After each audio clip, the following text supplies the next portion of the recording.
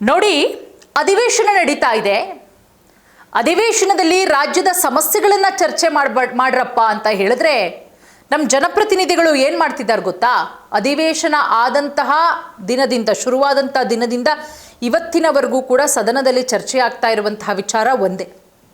ಸಚಿವ ಬಿ ನಾಗೇಂದ್ರ ರಾಜೀನಾಮೆ ಕೊಡಬೇಕು. ಸಚಿವ ಬಿ ನಾಗೇಂದ್ರ ರಾಜೀನಾಮೆಗೆ ಆಗ್ರಹಿಸಿ ದೊಡ್ಡ ಮಟ್ಟದ ಹೋರಾಟ ಆಗ್ತಾ ಇದೆ ಬಿಜೆಪಿ ಹಾಗೆ ಜೆಡಿಎಸ್ನಿಂದ. ನಾಗೇಂದ್ರ ರಾಜೀನಾಮೆಗೆ ಪಟ್ಟು ಹಿಡಿದಿರುವುದು. ನಾಗೇಂದ್ರ ರಾಜೀನಾಮೆ ಕೊಡೋವರೆಗೂ ಕೂಡ ನಾವು ನಮ್ಮ ಪಟ್ಟನ್ನು ಸಡಿಲಿಸಲ್ಲ. ನೆನ್ನೆನೂ ಕೂಡ ವಿಧಾನಸೌಧ ಮುತ್ತಿಗೆಗೆ ಯತ್ನ ಮಾಡ್ತಾರೆ ಬಿಜೆಪಿಯವರು. ಅವರನ್ನ ವಶಕ್ಕೂ ಕೂಡ ಪಡ್ಕೊಳ್ಳಾಗುತ್ತೆ. ಆರ್ ಅಶೋಕು, ವಿಜಯೇಂದ್ರ ಸೇರಿದಂತೆ ಮತ್ತೊಂದಷ್ಟು ಜನರನ್ನ, ಛಲವಾದಿ ನಾರಾಯಣಸ್ವಾಮಿ ಸೇರಿದಂತೆ ಒಂದಷ್ಟು ಜನರನ್ನ. ಈಗ ಈ ವಿಚಾರ ಅಧಿವೇಶನದಲ್ಲೂ ಕೂಡ ಚರ್ಚೆ ಆಗ್ತಾ ಇದೆ. ರಾಜೀನಾಮೆಗೆ ಆಗ್ರಹಿಸಿ, ರಾಜೀನಾಮೆ ನಾಗೇಂದ್ರ ಅವರ ತಲೆದಂಡ ಆಗಲೇಬೇಕು, ಡಿ ಕೆ ಶಿವಕುಮಾರ್ ಅವರು ನಾಗೇಂದ್ರ ಅವರ ರಾಜೀನಾಮೆಯನ್ನು ಪಡ್ಕೊಳ್ಳೇಬೇಕು ಅಂತ ಹೇಳಿ. ಇನ್ನು ಈ ವಿಚಾರಕ್ಕೆ ಸಂಬಂಧಪಟ್ಟಂತೆ ನಮ್ಮ ಸಿಎಂ ಡಿ ಕೆ ಶಿವಕುಮಾರ್ ಅವರು ಕೂಡ ನಿನ್ನೆ ಸದನದಲ್ಲಿ ಮಾತಾಡ್ತಾರೆ. ಸಚಿವ ಬಿ ನಾಗೇಂದ್ರ ರಾಜೀನಾಮೆಯನ್ನು ಕೇಳ್ತಾ ಇದ್ದಾವೆ ವಿಪಕ್ಷಗಳು. ರಾಜೀನಾಮೆಯನ್ನು ಕೇಳೋದ್ರಲ್ಲಿ ಯಾವುದೇ ರೀತಿಯ ತಪ್ಪಿಲ್ಲ ಸಿಎಂ ಡಿ ಕೆ ಶಿವಕುಮಾರ್ ಅವರು ಹೇಳೋದು. ವಾಲ್ಮೀಕಿ ಅಭಿವೃದ್ಧಿ ನಿಗಮದ ಹಣ ಅಕ್ರಮ ವರ್ಗಾವಣೆ ಪ್ರಕರಣಕ್ಕೆ ಸಂಬಂಧಪಟ್ಟಂತೆ ಸಚಿವ ಬಿ ನಾಗೇಂದ್ರ ಅವರ ರಾಜೀನಾಮೆ ಕೇಳೋದ್ರಲ್ಲಿ ಏನೂ ತಪ್ಪಿಲ್ಲ. ಆದರೆ ಈ ಕುರಿತು ನೋಟಿಸ್ ಕೊಟ್ಬಿಟ್ಟು ಚರ್ಚೆ ಆಗಬೇಕು ಮುಖ್ಯಮಂತ್ರಿ ಡಿ ಕೆ ಶಿವಕುಮಾರ್ ಅವರು ಹೇಳೋದು. ವಿಧಾನ ಪರಿಷತ್ನಲ್ಲಿ ನೆನ್ನೆ ಮಾತನಾಡಿದಂತಹ ಸಮಯದಲ್ಲಿ, ನೆನ್ನೆ ಮಾತಾಡ್ತಾರೆ ಇದೇ ವಿಚಾರಕ್ಕೆ ಸಂಬಂಧಪಟ್ಟಂತೆ ವಿಧಾನ ಪರಿಷತ್ತಲ್ಲಿ.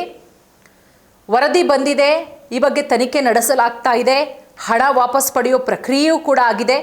ಈ ಎಲ್ಲ ವಿವರಗಳನ್ನು ಸದನದಲ್ಲಿ ನೀಡೋದಕ್ಕೆ ಸರ್ಕಾರ ಬೇಕಾದರೆ ಸಿದ್ಧ ಇದೆ.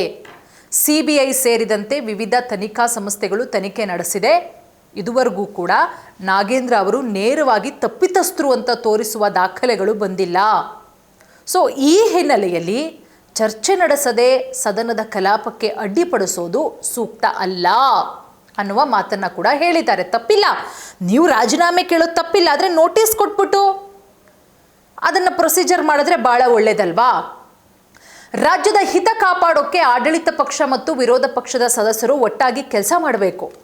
ರಾಜಕಾರಣಿಗಳಿಗಿಂತ ಜನರ ಸಮಸ್ಯೆ ಚರ್ಚೆಗೆ ವಿಧಾನಮಂಡಲದ ಕಲಾಪವನ್ನು ಬಳಸ್ಕೊಳ್ಳಿ.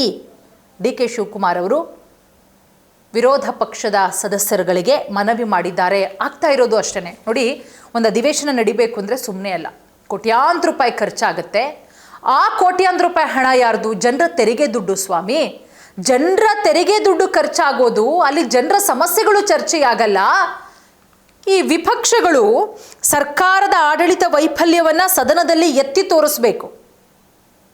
ಅದನ್ನು ಬಿಟ್ಟು ಬರೀಯವರು ಬಿ ನಾಗೇಂದ್ರ ರಾಜೀನಾಮೆ ಅನ್ಕೊಂಡು ಇಡೀ ಸದನವನ್ನು ಹೊರಗು ಒಳಗು ಅದನ್ನೇ ಮಾಡ್ತಾರೆ ಅಂದರೆ ಹೆಂಗೆ? ಡಿ ಕೆ ಶಿವಕುಮಾರ್ ಅವರು ಕೂಡ ಮನವಿ ಮಾಡ್ಕೊಂಡಿದ್ದಾರೆ ವಿರೋಧ ಪಕ್ಷದ ಸದಸ್ಯರ ಬಳಿ.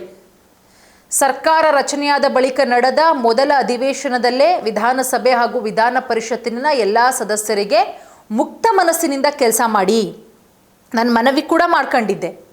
ನನಗೆ ಯಾವುದೇ ಸಂಕೋಚ ಹಾಗೆ ದ್ವೇಷ ಇಲ್ಲ ಯಾರ ಮೇಲೂ ಕೂಡ. ಎಲ್ಲ ಮೂರೂ ಪಕ್ಷದ ಶಾಸಕರು ನನ್ನವರೇ. ಎಲ್ಲರೂ ಒಟ್ಟಾಗಿ ರಾಜ್ಯದ ಹಿತಕ್ಕಾಗಿ ಕೆಲಸ ಮಾಡಬೇಕು. ಚುನಾವಣೆ ಬಂದಾಗ ಚುನಾವಣೆ ಮಾಡೋಣ, ಆದರೆ ಸದನದಲ್ಲಿ ಏನು ಮಾಡಬೇಕು ನಾವು?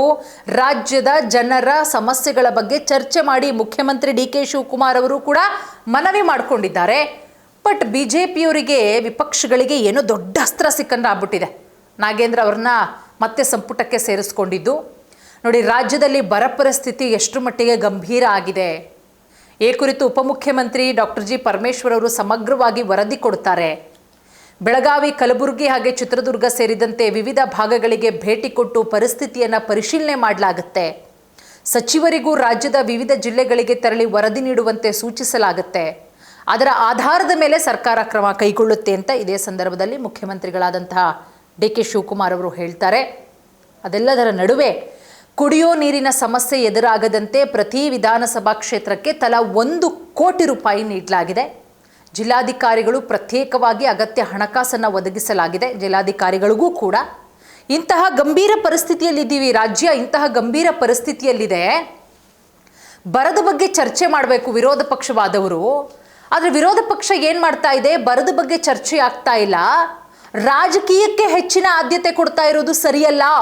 ಡಿ ಕೆ ಶಿವಕುಮಾರ್ ಅವರು ನಿನ್ನೆ ವಿಧಾನ ಪರಿಷತ್ನಲ್ಲಿ ಅಸಮಾಧಾನವನ್ನು ವ್ಯಕ್ತಪಡಿಸ್ತಾರೆ. ಕೆಪಿಎಸ್ಸಿ ವಿಚಾರದಲ್ಲೂ ಕೂಡ ತನಿಖೆ ಆಗ್ತಾ ಇದೆ. ಹಿಂದಿನ ಅವಧಿಯಲ್ಲಿ ನಡೆದಂತಹ ನೇಮಕಾತಿ ಅಕ್ರಮಗಳ ಕುರಿತು ಸಿಐಡಿ ತನಿಖೆ ನಡೆಸ್ತಾ ಇದೆ. ಜಾರಿ ನಿರ್ದೇಶನಾಲಯ ತನಿಖೆ ಪ್ರವೇಶ ಮಾಡಿದೆ. ತನಿಖೆಗೆ ತಪ್ಪಿತಸ್ಥರು ಯಾರೇ ಆಗಿರಲಿ ಕಾನೂನು ಪ್ರಕಾರ ಕ್ರಮ ಕೈಗೊಳ್ಳಲಾಗುತ್ತೆ. ಸಂಪುಟದಿಂದಲೂ ಅಗತ್ಯ ಅನುಮೋದನೆ ನೀಡಲಾಗುತ್ತೆ. ದೇಶದ ಯುವಕರು ವಿದ್ಯಾರ್ಥಿಗಳ ಭವಿಷ್ಯ ನಮ್ಮ ರಾಷ್ಟ್ರದ ಆಸ್ತಿ. ಅವರಿಗೆ ನ್ಯಾಯ ಒದಗಿಸುವಲ್ಲಿ ಕೇಂದ್ರದ ಬಿಜೆಪಿ ಸರ್ಕಾರ ಸಂಪೂರ್ಣವಾಗಿ ವಿಫಲ ಆಗಿದೆ. ಯುವಕರ ಸಮಸ್ಯೆಗಳ ಬಗ್ಗೆ ವಿಧಾನಸಭೆಯಲ್ಲಿ ಗಂಭೀರ ಚರ್ಚೆಯಾಗಬೇಕಾಗಿತ್ತು. ಉದ್ಯೋಗದ ನಿರೀಕ್ಷೆಯಲ್ಲಿರುವಂತಹ ಯುವಕರ ಬಗ್ಗೆ ಸರ್ಕಾರ ಸೂಕ್ತ ಕ್ರಮ ತೆಗೆದುಕೋಬೇಕು. ಆದರೆ ಯುವಕರ ಸಮಸ್ಯೆಗಳ ಬಗ್ಗೆ ಚರ್ಚೆ ಮಾಡೋ ಬದಲು ರಾಜಕಾರಣಕ್ಕೆ ಹೆಚ್ಚಿನ ಆದ್ಯತೆ ನೀಡಲಾಗ್ತಾ ಇದೆ. ನಾನೇನು ನಾಗೇಂದ್ರ ಅವರ ವಿಚಾರವನ್ನು ಚರ್ಚೆ ಮಾಡೋದು, ಅವರ ರಾಜೀನಾಮೆಯನ್ನು ಕೇಳೋದು ತಪ್ಪು ಅಂತ ಖಂಡಿತವಾಗ್ಲೂ ಹೇಳ್ತಾ ಇಲ್ಲ. ಅದನ್ನು ಕೇಳೋದಕ್ಕೆ ಬೇರೆ ಸ್ಥಳ ಇದೆ, ಸದನನೇ ಆಗಬೇಕಾ? ಇದು ಡಿ ಕೆ ಶಿವಕುಮಾರ್ ಅವರು ಹೇಳ್ತಾ ಇರೋದು. ರಾಜ್ಯದ ಜನರು ಸಾಕಷ್ಟು ಸಮಸ್ಯೆಗಳಿಂದ ಬಳಲ್ತಾ ಇದ್ದಾರೆ, ಅನುಭವಿಸ್ತಾ ಇದ್ದಾರೆ. ಬರ, ಮಳೆ ಇಲ್ಲ, ಬೆಳೆದಂತಹ ಬೆಳೆಗೆ ಬೆಂಬಲ ಬೆಲೆ ಇಲ್ಲ, ರೈತರು ಆತ್ಮಹತ್ಯೆ ಮಾಡ್ಕೊಳ್ತಾ ಇದ್ದಾರೆ. ಹಾಗಾಗಿ ಬಿ ನಾಗೇಂದ್ರ ಅವರ ರಾಜೀನಾಮೆ ಕೇಳೋದ್ರಲ್ಲಿ ಯಾವುದೇ ತಪ್ಪಿಲ್ಲ. ಆದರೆ ರಾಜೀನಾಮೆ ಕೇಳೋದು ತಪ್ಪಿಲ್ಲ, ಈ ಕುರಿತು ನೋಟಿಸನ್ನು ಕೊಟ್ಟು ಚರ್ಚೆ ನಡೆಸಬೇಕು. ಸೊ ನೋಡೋಣ, ಈ ವಿಚಾರ ಅಂತೂ ದೊಡ್ಡ ಮಟ್ಟದಲ್ಲಿ ಹೈಲೈಟ್ ಆಗಿದೆ ಸದನದ ಒಳಗೂ ಹೊರಗೂ. ಸೊ ಸದನದ ಒಳಗಡೆ ಹೊರಗಡೆ ಸಿಕ್ಕಾಪಟ್ಟೆ ಚರ್ಚೆ ಆಗ್ತಾ ಇರೋದ್ರಿಂದ ವಿಪಕ್ಷಗಳು ಇದನ್ನು ಇಲ್ಲಿಗೆ ಬಿಡುತ್ತಾ ಮುಂದಿನ ದಿನಗಳಲ್ಲಿ ಮತ್ತಷ್ಟು ಉಗ್ರ ಸ್ವರೂಪದ ಹೋರಾಟ ಮಾಡ್ತೀವಿ ಅಂತ ಹೇಳಿ ಎಚ್ಚರಿಕೆ ಕೊಡ್ತಾ ಇರೋದು. ಡಿ ಕೆ ಶಿವಕುಮಾರ್ ಅವರು ಕೂಡ ವಿಪಕ್ಷಗಳ ಹೋರಾಟಕ್ಕೆ ಮಣಿದು ಅವರ ರಾಜೀನಾಮೆಯನ್ನು ಪಡ್ಕೊಳ್ತಾರಾ? ಕಾದು ನೋಡಬೇಕು.